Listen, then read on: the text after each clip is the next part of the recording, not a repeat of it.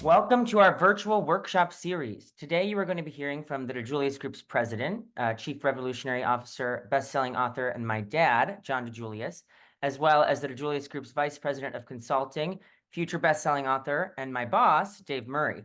John and Dave will be speaking on the power of purpose, a segment in their new book, The Employee Experience Revolution, launching June 10th. Now, before I turn it over to John and Dave, I wanted to go over a few housekeeping items for today. First, everyone who is registered for today's webinar will be receiving a copy of today's recording, along with John and Dave's slide deck. Dave will be taking questions live after the presentation. So please use the Q&A button on the bottom of your Zoom screen to submit any questions that you would like Dave to answer before the end of our time together. I'll be moderating the webinar behind the scene the entire time. So if you have any other questions, please feel free to drop them into the chat and I'll be sure to get you everything you need. But without further ado, I'm going to turn it on over to Dave Murray. Please welcome Dave Murray. Welcome, revolutionaries, and I am so excited to talk with Dave Murray, on the power of purpose from our new book, The Employee Experience Revolution.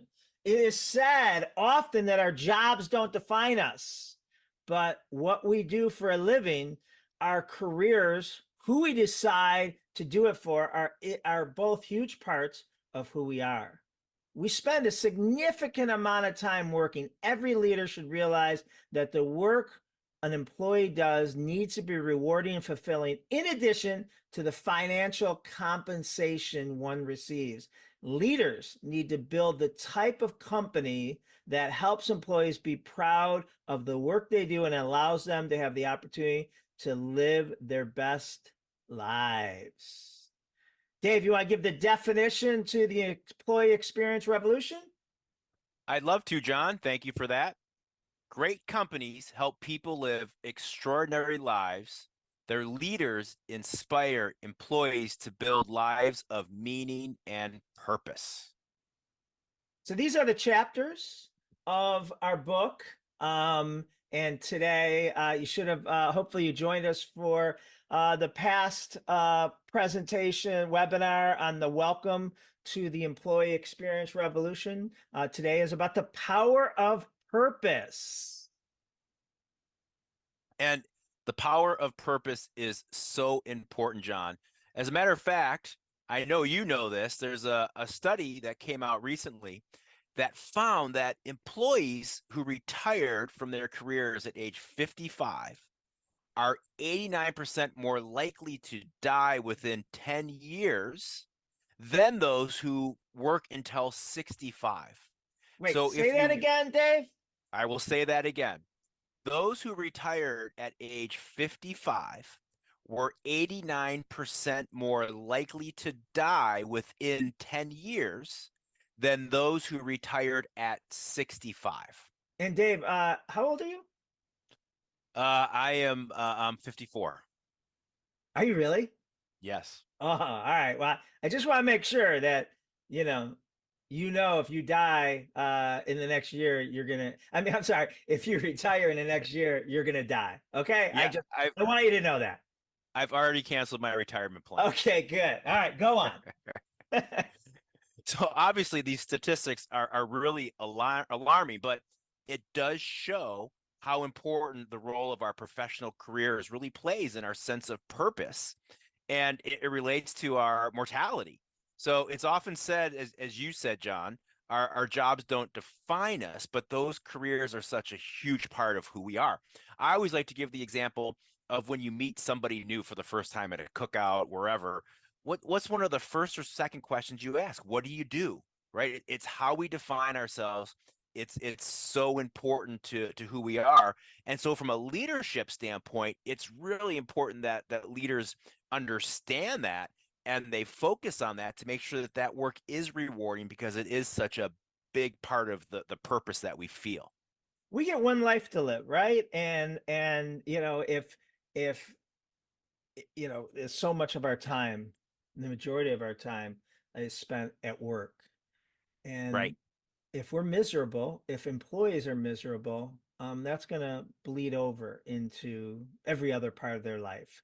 So this was really shocking. The U.S. Surgeon General, Dr. Vivek Murthy, released an advisory on how the epidemic of loneliness and isolation is negatively impacting millions of people in the U.S.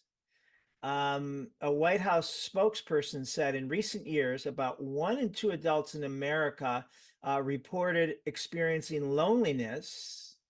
And that was before the COVID-19 pandemic cut off so many from friends, loved ones, and support. It's not surprising that the Surgeon General has declared loneliness as an epidemic. The research on this public health crisis is sobering. Studies have demonstrated that loneliness and isolation are linked to major health conditions, inflammation, immune changes, pain, insomnia, mental health issues such as depression, anxiety, self-harm, and suicide, higher risks of heart disease, stroke, diabetes, addiction, dementia, and premature death. Those are all from loneliness. Yeah, this report to me is just as alarming as the previous report, and I think they probably go hand in hand, right? If you retire early at 55 and then lose some of those connections, lose Yeah. some of that social connections you had, that probably plays a role. But the report goes on to say that the social connection is so essential to us as humans, as important as food, water, shelter, that we're all wired for this human connection. And there are profound consequences of loneliness and isolation, to the point where it actually can be almost equal to using tobacco, obesity, or other health crises that we have in our world today. So in the advisory, he talks about how the social fabric of our nation can be repaired if all members and segments of society band together. So he was really kind of imploring that this is a social crisis that we have to work together to make sure that we're solving. We can't leave people out there on an island, that we really have to be cognizant of this. So again, as leaders, I think what we can take from this report is we have to have this mindset in our organizations, and we have to look for where we have those folks that maybe are a little on the outside, and make sure that we are not only giving them that sense of purpose, but that sense of belonging as well. Because what the report really goes on to say, which I find so fascinating, is how important healthy relationships are to our overall well-being. And as we get older, we sometimes lose those relationships for death or moving, retirement, whatever it is. And so we need to be focused on having those relationships. It's really an important message. Yeah, I think it's about a community, right? And the best cultures in anything, but the only thing we can really control as leaders is our workplace culture, creating a community there. And just because one's employed doesn't mean they're not going to be lonely, especially with the high percentage of work from home. And I'm not dissing it. I'm just saying that it's just something we have to take into consideration to build those types of community. Well, I think that's a great point, John, because not only is it a focus on how you manage those folks, but also how do you include those folks. It's Right. definitely a different look compared to what the office used to be. Yeah. Another webinar podcast that by itself. But great Yes. leaders make the world a better place. They are willing to do what it takes to make the necessary sacrifices and rally others to do the same. The currency for millennials and Gen Z is purpose. I love that. So many people struggle with how to handle this younger generation. And I think one of the silver linings from the pandemic was bringing back, tying people's jobs to their purpose. Why do so many companies have a large unmotivated and apathetic workforce while other excellent companies boast a workforce willing to make ridiculous sacrifices to achieve insane customer loyalty. When it comes to younger generations, it's important to know that they're not interested in trading hours for dollars. They want to be part of something big, part of a purpose. Think of companies like Chick-fil-A, Apple, Chewy, Starbucks, and Disney. All these companies employ the same dreaded millennials and Gen Zs, yet these brands, they have fully engaged workforce. And the business that tie job responsibility to the overall purpose are the ones that really benefit. So, I think it's not only Gen Zs and millennials, but the currency for people is purpose. Dave, let me ask you, what do these following groups have in common? Um, High school scholastic athletes, um, campaigns, political campaigns, um, you know, charity, donating time to charity, or volunteering, and then or being a youth coach.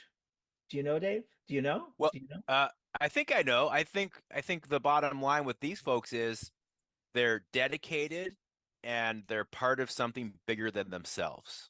That's it.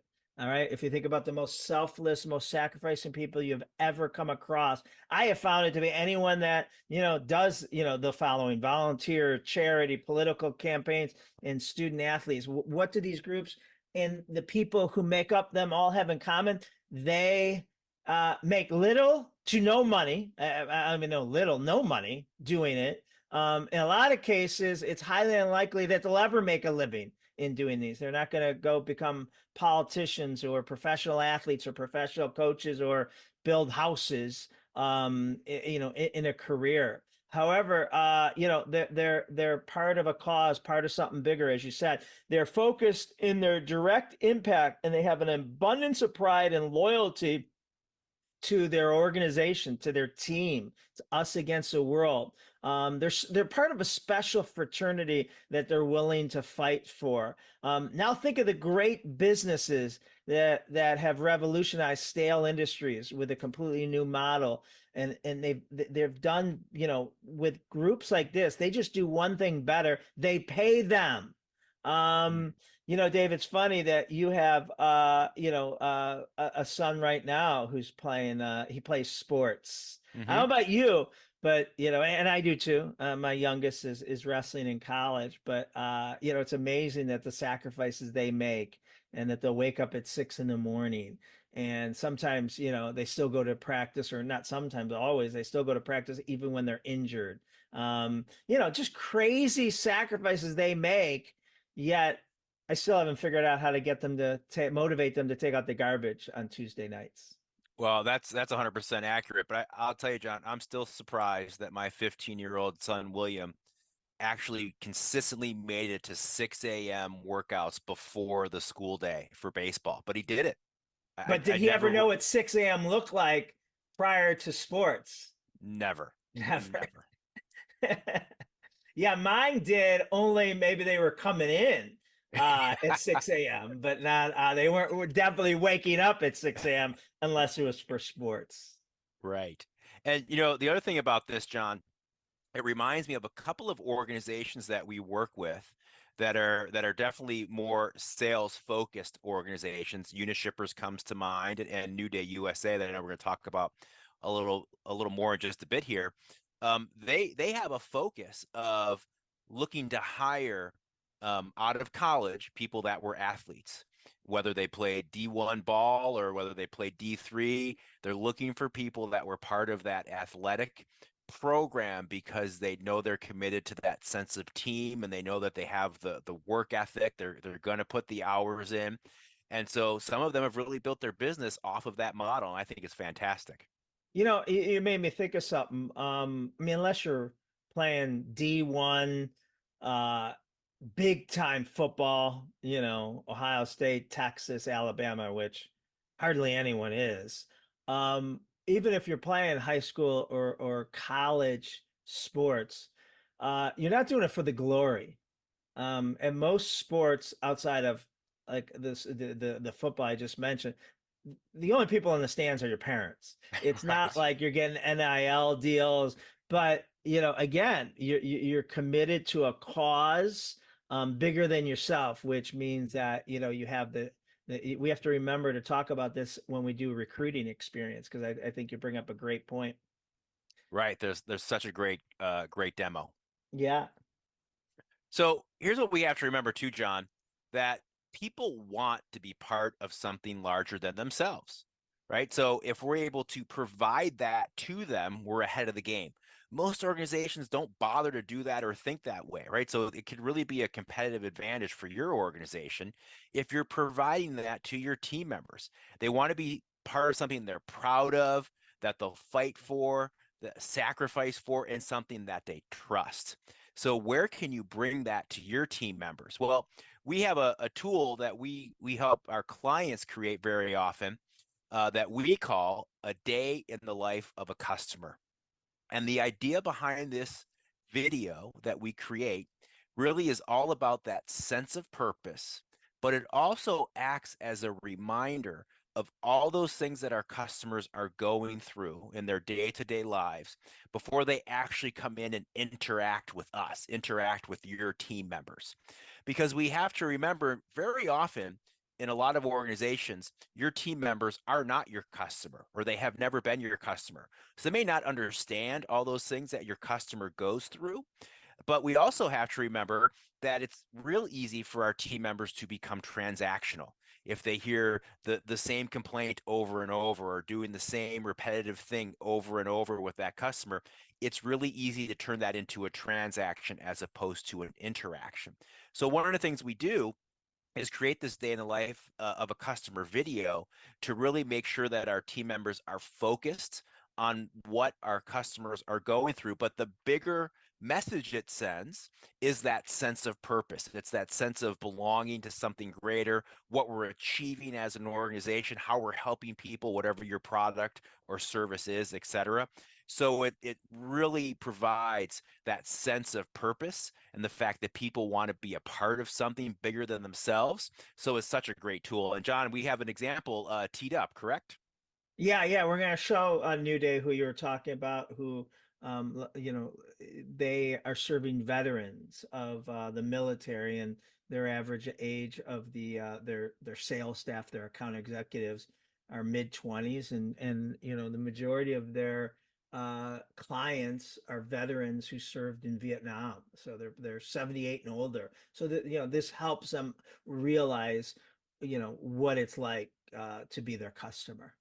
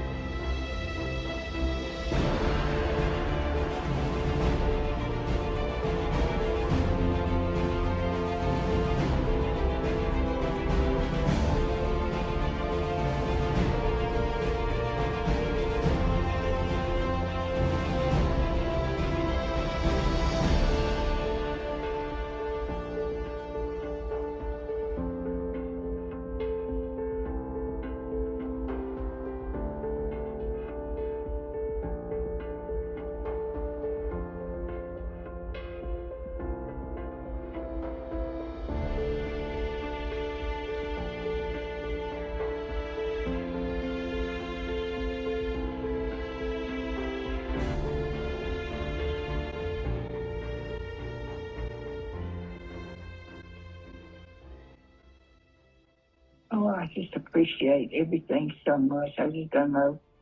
Uh, I just don't know what to say.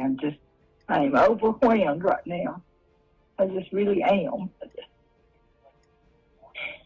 I don't know what to tell you except thank you.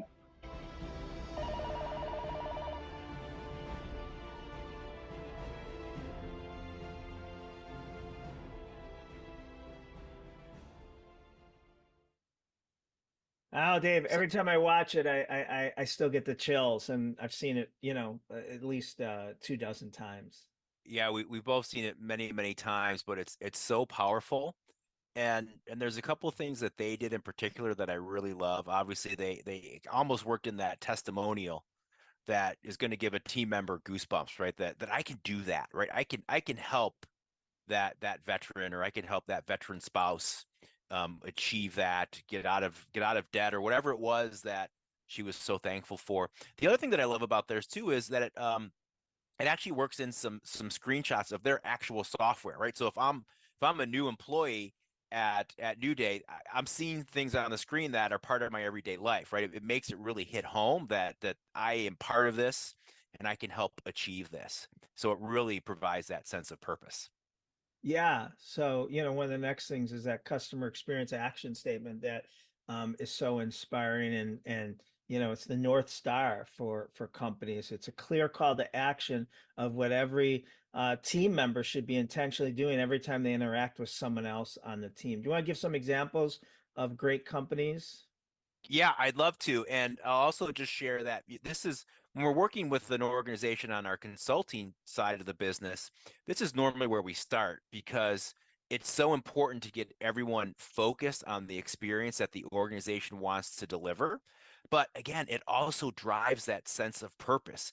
People feel that purpose that, hey, this is what we're moving towards. This is what we're focused on. This is how I can be a part of it. So it really helps achieve those goals that we talked about earlier of giving that sense of purpose and giving that sense of being part of something bigger than myself. But here are some great examples from some great organizations, right? I love this one from Apple, enriching customers' lives with technology products. And one thing you'll probably notice when we give these examples, these are quite simple, right? They're not long mission statements.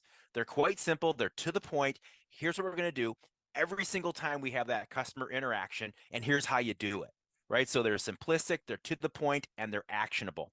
Amazon's to be the Earth's most customer centric company. Again, to the point, and that's exactly what they do, right? I love Chick-fil-A's where guests are cared for unlike anywhere else. And the thing I love to share about Chick-fil-A is if you think about a trip to Chick-fil-A and you compare it to any other quick service restaurant you've walked into, you can actually feel this, right? You know, when you walk in and you're in that experience, you can feel them coming through on this, that they live up to this every single time. And then Starbucks, who we've worked with for so many years, make every moment right. And then underneath, they have 5 simple ways to make that come to life. 5 reminders to smile at every guest as they come in, to offer that friendly greeting, to learn that customer over time if they're a regular, know their name, know their order, assume the best in others, right? So give the customer the benefit of the doubt, and then a great reminder to say thank you, which is something I think in today's society is underutilized. A proper thank you. So I love what Starbucks has created there. And then one of my favorites, if people on today's episode are not aware, at the DiJulius Group we have a sister company, John Roberts Spa, which is a great organization that we get to work with.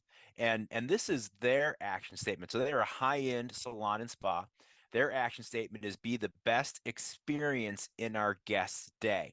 Now, the reason I love this one so much, if you think about it, going to the spa or even going to the salon to get my hair cut, it probably should be the best experience in my day, right? I mean, just the Typical fact that I'm going, day, yeah. A typical yeah, day. The competition is chaos, right. rushing from, work to the airport for you to Will's game, all those things.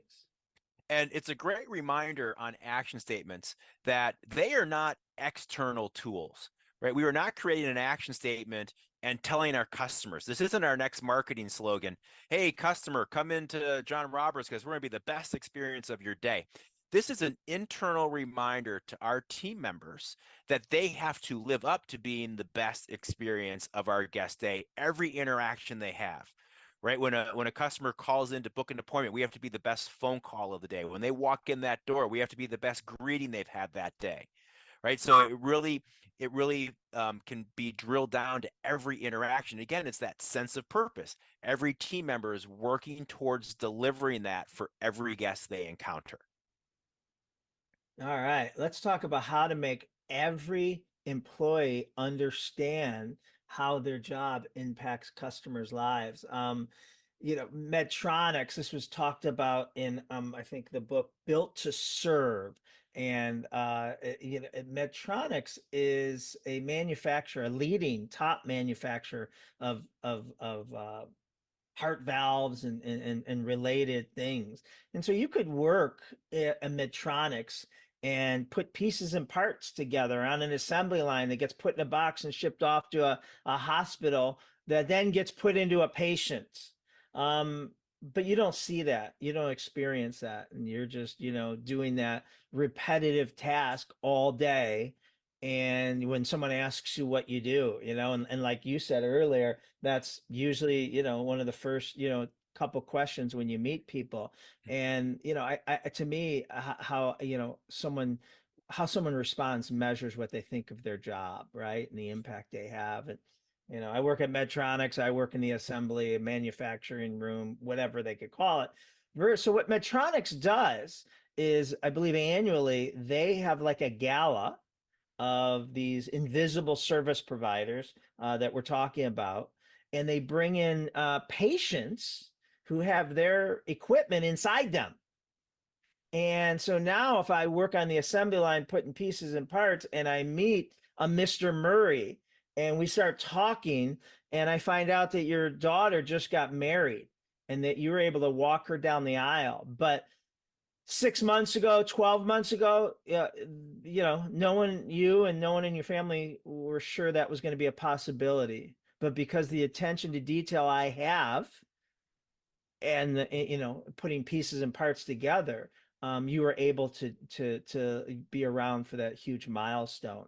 So now I have a different bounce in my step. I realize the impact I have on customers' lives. So love this quote: people work hard for a paycheck, they work harder for a good boss, and they even work hardest for a meaningful purpose. That happens when team members feel that their work enhances the quality of lives around them. Your team members need to believe that the more successful the company is, the better the world will be. And the organization's emotional commitment translate into the making company success as a personal crusade. So all the things we've been talking about here, do that. And we're giving you best practices. And something we talk about in this chapter is the villain, victim, and hero. And great leaders need to be great storytellers. And you talk a lot about this, Dave, and it's like, to rally troops around, it can't be just about, the benefits and the size of RAM and, features of the product or services, but what wrong are we trying to right in the industry? And who's the villain? And there's a lot of different ones, depending on the industry. Who's the victim as a result? It could be the customers, and there's so many, a domino effect of the victim. And what's the hero? And the hero is our audience. The hero is our employees. If they do it right, we can slay the villain and change the course of our industry and help the victim. So there's a lot of great information about that. Dave, you want to tell us about the Daymaker dopamine? I sure do, John. But I wanted to go back to the victim and the villain really quickly, because you made me think. Some people listening to this may think to themselves, yeah, we really don't have that, right? We're a commodity. We sell this, we do this. We recently had one of our classes, John, presentation skills to get ahead in the corporate world. And we cover this, right? We talk about in your presentation, who's the villain, who's the victim, who's the hero. And some of our participants in the class struggled at first in identifying, but then they found them. And so I just wanted to make the point: there is always a villain, there is always a victim, there is always a hero. It may not be right on the surface when you first look, but if you dig a little bit, and really give it some thought, you'll find them. So I think that's a really important thing to point out. Love that. The day maker dopamine. I love this. This is such a great way of thinking. Think about the last time that you made somebody's day. You went out of your way and you did something for somebody and they were thrilled, they loved it. It could be something really simple. It's not always some huge wow. Sometimes it's just doing something a little simple to make someone's day better. But you left that other person with a positive impression, right? But the thing about what they call the daymaker dopamine is at the end of the day, the person who is out there making the days of others is the one who feels best, right? Because when they are out there doing that, they feel the benefit. And that's what world-class organizations do when they're focused on the experience. When they are world-class experience organizations, they are doing that. They're encouraging their team members to do just that, to go out and make someone's day, not only because it's going to make that customer happy, but they also know it's going to make their team member more fulfilled and more part of that sense of purpose, right? And so here's the thing that team members or any human being who's making someone's day, they actually get a higher amount of dopamine in their system, right? Psychologically, and neuroscience has proven this, that engaging in acts of kindness can lead to a release of dopamine, which is a neurotransmitter associated with pleasure and reward. So this effect has also been known as the helper's high. So those that are helping others or being there, pulling over on the side of the road to help someone fix a flat or someone's in stress or whatever, the helper's high has been studied, and it occurs when we help others. So the idea that engaging in this behavior activates reward centers in our brains and leading to the release of dopamine, which in turn gives more satisfaction. So think about that. If your employees are enabled to go and help customers, they're actually going to be feeling more job satisfaction just naturally from the work that they are doing. So Yeah, it's but really so powerful many stuff. jobs, as you know, whether we've previously when we're younger working for them, or our kids are working for them, they have rules and policy, and Right. employees are afraid to do this because they'll get in trouble versus having the autonomy, right? How to wow. Tell us about that. Yeah. So here's one thing we have to remember when it comes to wowing our customers or wowing our fellow team members, whoever your customer may be. The ability to go above and beyond is crucially important. But here's the thing, a lot of times employees in your organization won't do it. And it's not because they're bad people or they don't want to or they're lazy. A lot of times they might be a little fearful, right? If I do that, I might get in trouble.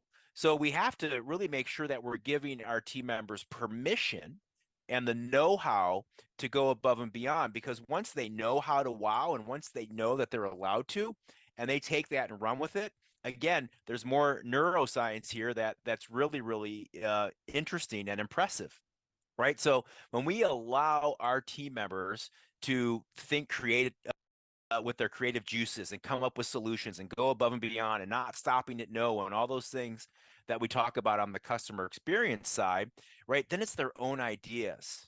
So then they own that experience that they're providing.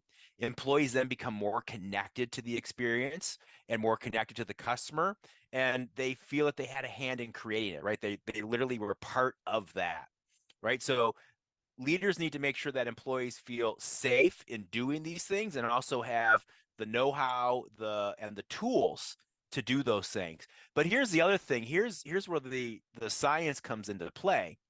Employees who perform an act of kindness experience an increase in oxytocin, which is the chemical that makes us feel warm and fuzzy. So oxytocin is released even when you hear a story or witness one. So you don't actually even have to be the doer, but as long as you're there or part of it, right? So that goes to show how important it is for us to share these stories of success or great things that our team members have done with our other team members, because that also gives that release of oxytocin. And then these feelings make us want to be more generous. And that's why that telling these stories, sharing these is so important across your organization. Organizations can achieve greatness when employees are allowed to do unexpected acts, show initiative, exhibit their creativity, and step outside the norm and even their comfort zones. That is when delightful, interesting, and amazing results occur. So Dave, I felt that helper's high. I got that hit of oxytocin last week when you stopped over and I gave you some Yeah, 10-year-old spikes, baseball spikes, that that was for your son Will. So I kind of got that helper's high. So I know what you're talking about. yes, you did. You should have. He was psyched with those. More is caught than is taught. Every internal meeting should always open and close with your company's why, and which comes from your mission, purpose, values, your customer experience action statement. You can never tell your team members too often what your brand stands for and how this makes your company different and superior. And the integral role each and every team members plays in making that a reality. However, just talking about your value is not enough. Leaders need to model these behaviors 100% of the time. Walk the talk. Be the example. One of my favorite quotes is, go show the proper way, and when necessary, use words, right? Instead of pointing fingers, why haven't you and why aren't you, is, if I'm modeling the behaviors, my employees, my kids, I don't have to say as much to them. So, great leaders inspire others by the way they live their life. Leaders' actions demonstrate what your true priorities are, and more than any words can, ever, say. And the loudest message you can speak as a leader is the way you live your life. We'll finish this. Who wants to be a billionaire? Love this. I heard in a TED talk a new definition about who wants to be a billionaire is someone who positively impacts the lives of a billion people. And each of us absolutely has the ability to be a billionaire. Most of us probably won't come in contact directly with a billion people in our lifetime. However, through the hundreds of thousands of people we do interact with, we do encounter family, friends, employees, coworkers, customers, and even strangers. We can practice being kind, genuine, and present, complimenting. The ripple effect from those positive interactions can positively impact a billion people's lives. Love that. That's great. Any last words here, Dave?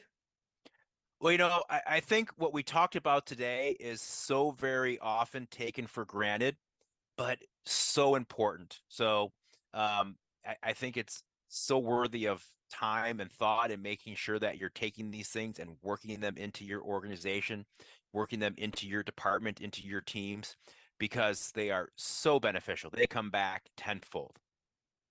The power of purpose. Dave is on here now to answer any questions that you guys have from the session today. Yes, I am still here. Thanks for joining us today, everybody. I want to give a shout out to Neil Woodson. He was on it when I was talking about the Daymaker dopamine. He dropped in the chat about the oxytocin and serotonin, which I did not mention. So great call. Thank you, Neil. Someone said it's so thorough that there might not be any questions. Well, again, as we said at the end there at the wrap up, this is one of those things that we very often take for granted, and organizations need to spend a little more time. Another question just popped up from Neil. How do you get jaded folks to buy in? Well, that's a difficult question, an interesting question. Here's what we recommend, Neil. A lot of times what happens when organizations are focused on any initiative, whether it's this as part of the internal culture, or maybe it's a customer experience initiative and you're focused on your external customers, a lot of times what happens is we immediately, as leaders, we immediately look to those that aren't bought in, that aren't buying in, that aren't doing it. And we kind of go to them and say, why aren't you doing this? We have this program. Why aren't you following it? And meanwhile, while we're doing that, we're giving no energy or no attention to the folks that are performing well, that are bought in, that are doing it. So one of the things that we recommend whenever you start an initiative like this is make sure, and you have to be purposeful because it's really easy to fall back into that old way of doing things. Make sure that you're focused on those that are doing it the right way, that are sharing the stories, that are focused on the internal culture. Again, whatever the initiative is, give them the feedback, give them the positivity, give them the attention and your energy, and don't worry so much about those that aren't bought in yet, right? Give them some time, because what happens is sometimes that internal peer pressure takes over, and those folks realize that they either have to figure it out and join in, or maybe this isn't the right place for them. And so we always recommend that you give it some time, but really focus on giving the attention to the folks that are bought in, give them the attention they deserve first, and then worry about and have those difficult conversations with those that don't buy in. Right. And then Cassandra had asked, with Daymaker Dopamine, how can you ensure that even those that are not customer facing and have internal team members as their customer to feel the same fulfillment as those that interact with the external customer and goals more frequently? Hello, Cassandra. Thank you for that. Great question. Your question reminds me a little bit of the Medtronic example that John shared. And I'll give you another example with an organization we worked with. They're called Mid-States Concrete. They're in Wisconsin. And one of the issues they have, they pour concrete. So they have people that work on basically an assembly line. They're measuring and pouring concrete. That concrete gets loaded onto trucks and gets delivered all over the Midwest to build buildings. So it's a very invisible service provider role. Those people in the factory very rarely see the customers. They very rarely see the building that has been built, unless they're on a vacation in Chicago and happen to drive by one. So one of the things that Mid-States did, which was such a great idea, is they actually installed televisions inside their factories so that they could show videos of some of the buildings that they had created. A lot of times they're building new high school gyms. One of their projects was a new Ronald McDonald House in the greater Milwaukee area. So they took that extra step to make sure that they were reminding people of that sense of purpose that their job brings, that value that their job brings. Because again, if we take it for granted that people understand that, they're going to become transactional. It's just become another pour or another job, or whatever that is. And they're going to lose sight of the greater purpose. So what some of the best organizations do, Cassandra, is they make sure they're purposeful of getting that message in. Another quick example is that Mid-States had done was a field trip. Right, they actually loaded their teams up on a couple of buses and took them to one of the new school gymnasiums that they built, so they could see kids playing and really see the fruits of their labor. So organizations usually have to take kind of that extra step to get there. Thanks, Dave. Of course, Cal, thanks for having me today, and everyone, thanks for joining. We really appreciate it. We hope you took something away from today, and we look forward to our next session. See you next time. All right. Bye.